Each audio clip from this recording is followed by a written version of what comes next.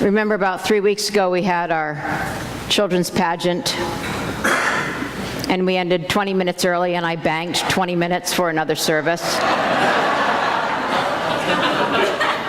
I had to take out a little withdrawal on that bank, so.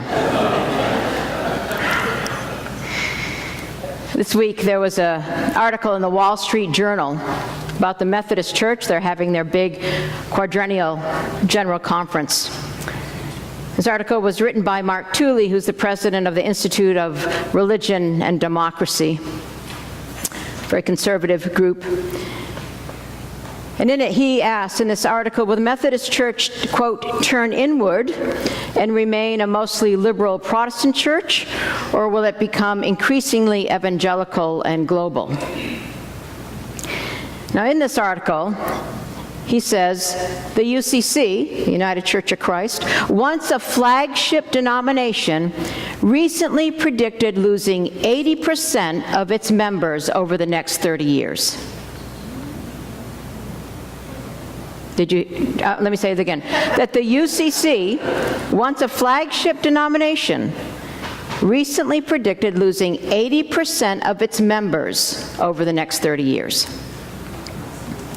Happy Pentecost, right?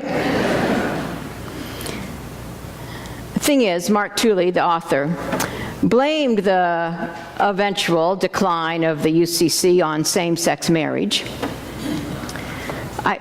We get blamed for everything, can I just say that?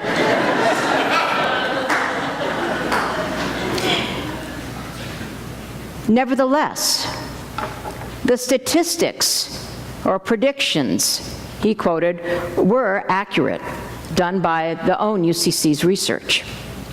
So as you might imagine, this caused a flurry of emails from my colleagues and counterparts across the country.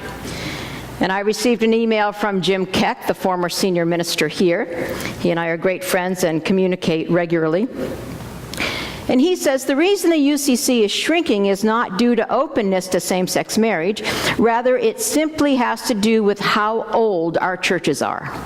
80% were formed prior to the 20th century, and the average lifespan of a church is 75 years. So the vast majority of our churches are already way past the average lifespan. And I think, wow, good for us. We've more than outlived the predictions. We've thrived here at CCSM. You know, I wonder, though, in reading that, will somebody 30 years from now be using this Ezekiel text? The valley of dry bones. Can they live again? Even though we here at CCSM are thriving and we're striving to be all that we can be and are called to be, I think this Valley of Dry Bones text still has something very relevant to say to us.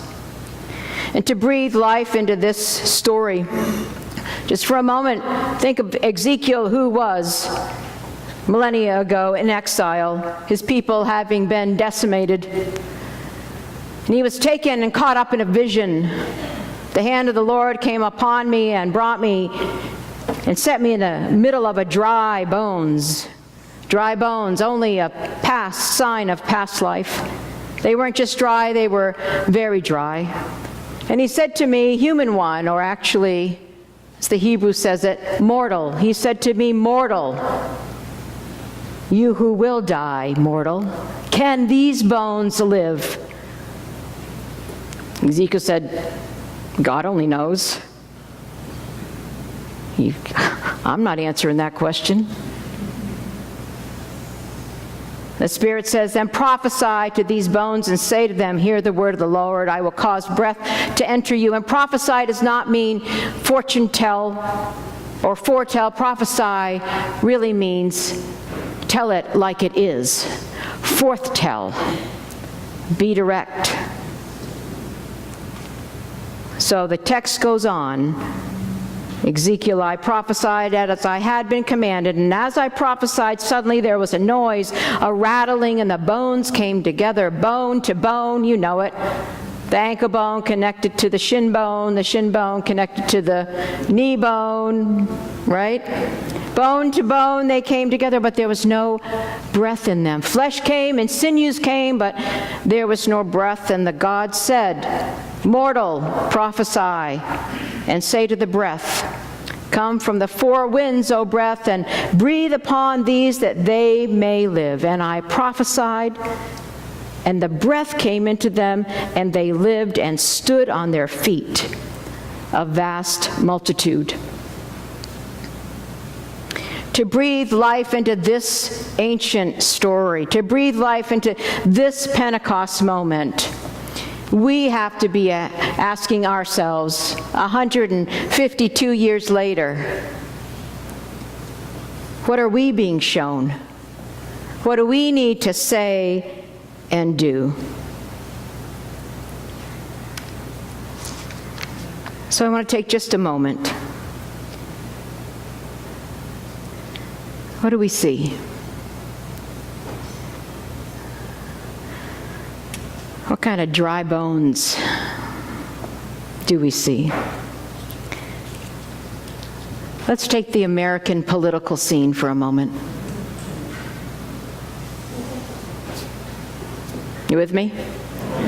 Oh yeah, okay. Parker Palmer is an author, educator, Quaker elder, activist, founder of the Center for Courage and Renewal, somebody I've followed my whole life by his writings. And I heard him in an interview this week, and he articulated what I've been feeling and said it so eloquently. So I'll paraphrase him for a moment.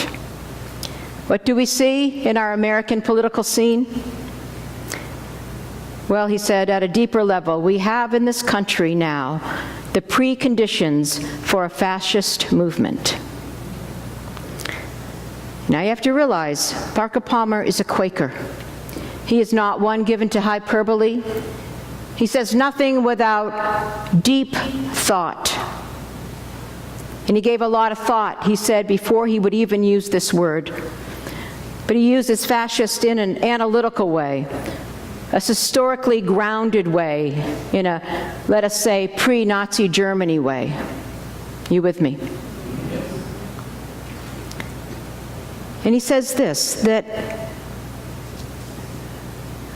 Donald Trump has the main marks of a leader of a fascist movement. And here's why. Because a leader of a fascist movement does not need a plan to solve anybody's problems. He simply needs a scapegoat on which to blame those problems. And then a promise to eliminate the scapegoat. Donald Trump says, and fascist leaders of fascist movements say, I am the strong man, and here are the problems, the real problems. And in Trump's words, the real problems, basically distill it down, the Mexicans and the Muslims. Have you heard some of the actual language of our presidential nominee? A leader of a fascist movement creates the illusion that he is a great man, though we know of his crudeness, of his misogyny, of his overt, shameless racism.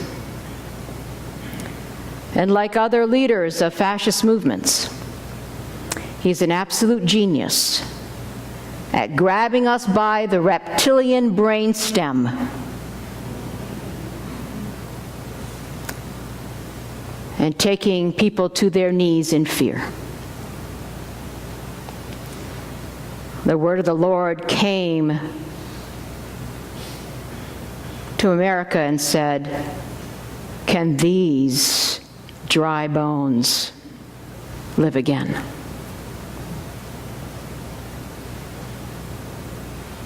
Can the Spirit breathe life into and raise up a resistance, a multitude, an army of love who refuses to play into the divisions perpetrated so consistently now in our political speech. Can these bones live again?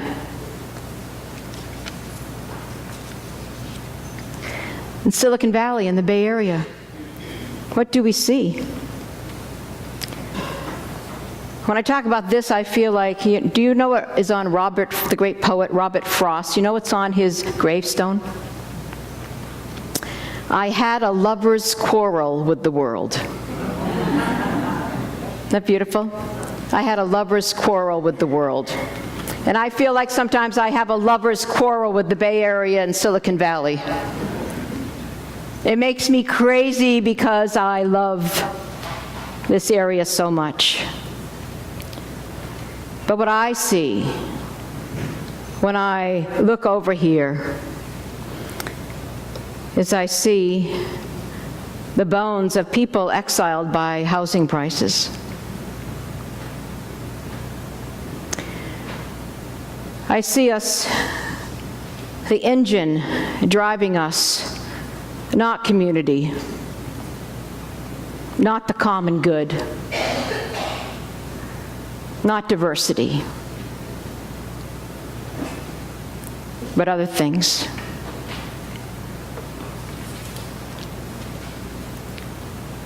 You know that 62% of people who work in San Mateo County commute to San Mateo County? 62%. I was at the doctor's office this week talking to the person who was taking my information. She's a mother of 6, and she commutes to Redwood City from Tracy every day. And I can replicate that story for you time after time after time by simply people that I talk to. I keep talking about the housing crisis because it is the main issue in Silicon Valley and the Bay Area today. And it's not just an issue about housing, it has everything to do with race and class. And it has everything to do with, are we really asking the question, what kind of communities do we want to live in? And who gets to live here? Can these bones live again? And what about here at CCSM? What do I see? I see a thriving church, so much volunteerism, so many passionate, talented, faith-filled people. I see an old CE building who needs a major facelift. I see a vibrant neighborhood nearby. And I see us still struggling to make those kinds of connections with our neighbors.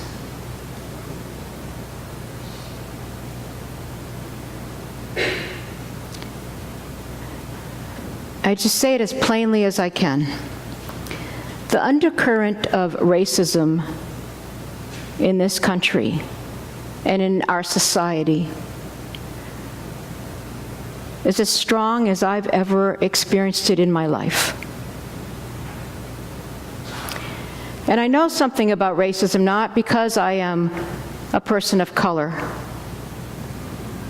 but I know something about what it looks like and what it feels like, having spent time in South Africa before apartheid was dismantled. I know something about it because of the deep, beloved, and intimate relationships I have with people of color from all different places who simply share the stories of their lives. And I know that while we have legislation in place, mostly, that stops a kind of institutionalized racism, and we have come so far, I don't want to ever minimize that. But the only way that deep racist stuff that lives in every one of us the only way that that's really dismantled is through relationships. That's how it's broken down. Can these bones live again? And then, dear friends, in our own life, our individual lives, where do we need new life breathed into us? You know, none of us are too old to change. Boy, I sure didn't get an amen about that one, did I? We're not. Bonnie was telling me about this 90-year-old that she knows, and this 90-year-old woman said to her, you know, I know things now that I didn't know when I was 75. Don't you love that? You know, I know things now. I'm not 60, but soon. I know things at this age that I didn't know when I was 40. I can't remember what they are, but I know I do. And then my friend Elizabeth, who works in a retirement community as their pastor, was telling me about a woman who had just turned 90, a petite little woman, arthritic hands, came in to talk to her and said, you know, I'm glad to be 90. I'm excited to be learning things. And so she began to enumerate them to Elizabeth. She said, one, I love myself more than I've been able to before. I've forgiven myself for the stupid mistakes I made in my life. I've forgiven others for the stupid mistakes they made in their lives. I'm more patient with myself, and I'm less judgmental with others. I'm so excited to be learning these things. What a testimony. We are never too old to have new life breathed into us.